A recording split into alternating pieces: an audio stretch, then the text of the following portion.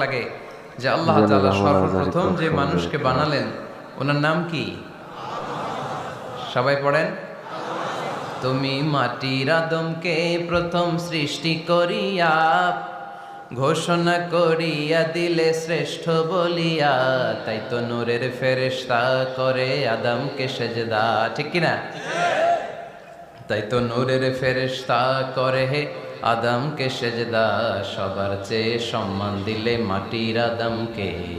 আল্লাহু আল্লাহু তুমি জাল্লে জালালুহু, শেষ করা তো যায় না গে তোমার গুণগান। আল্লাহু আল্লাহু, সুবহানাল্লাহ পড়েন।